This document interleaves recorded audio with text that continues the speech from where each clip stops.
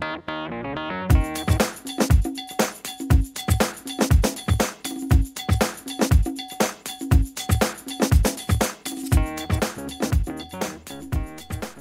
this is Keith Hubbard of True Principles, and I'm excited to be with you today to talk more about some powerful principles that are going to change your life and your family as long as you're willing to implement them.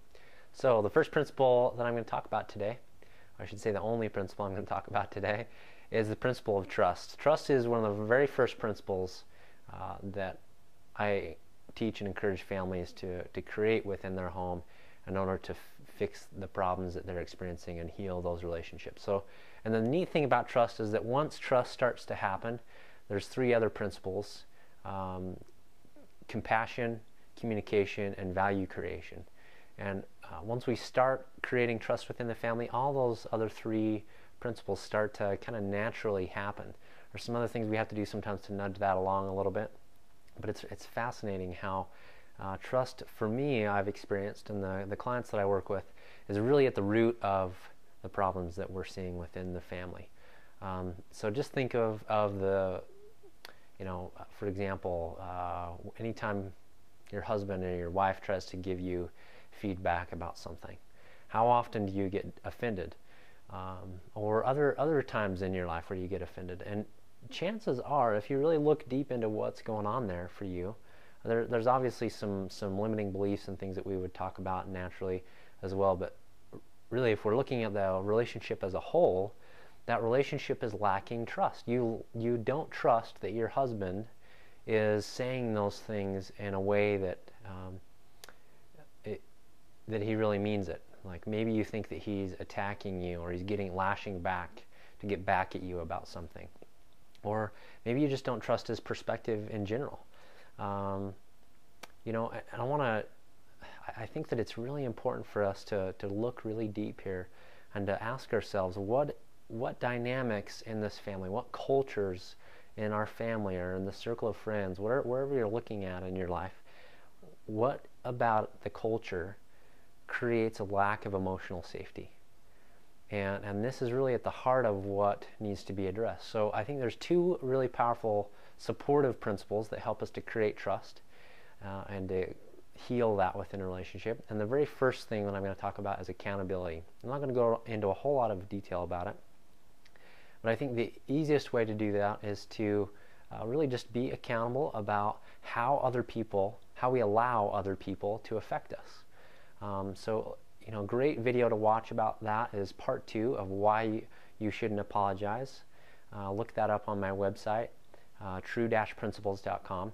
And in there, I walk you through a very powerful process of just how to create accountability in your relationships. And the power of that is that we remove the responsibility, the emotional responsibility and burden from the other people in our lives.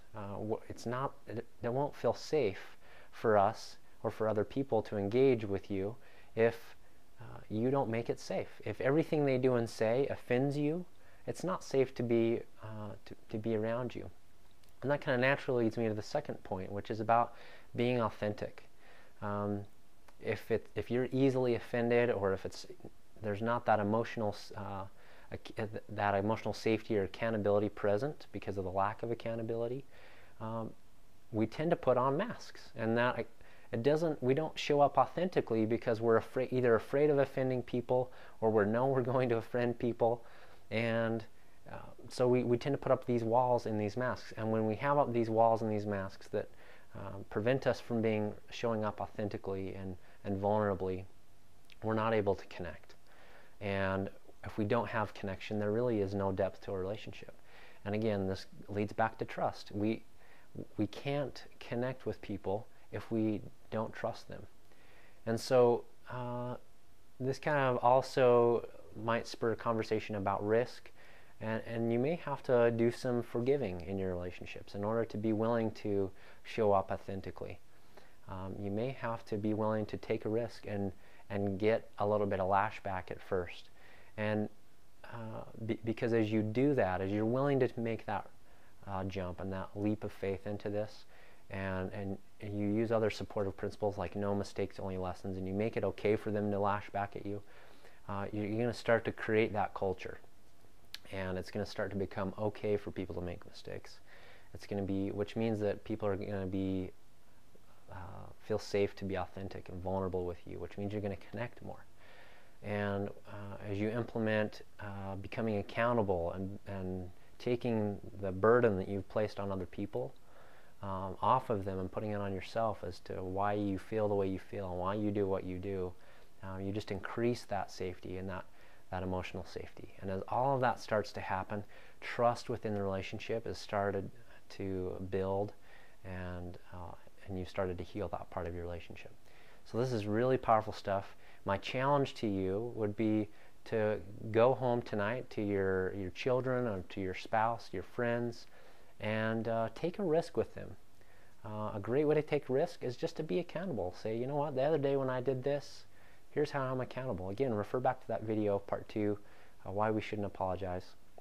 I'll give you some great step-by-step instructions on how to do that. But really, do this and watch what happens.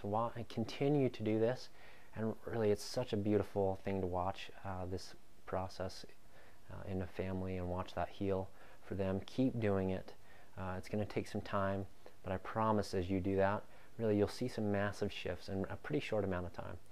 And as you do that, and you increase the level of trust, those other 3 principles, I'll probably do some videos on those later on as well. All of those things will naturally start to happen and create a really deep and meaningful relationship. So I hope this has created value for you. Please remember, prosperity is always your choice. Take care.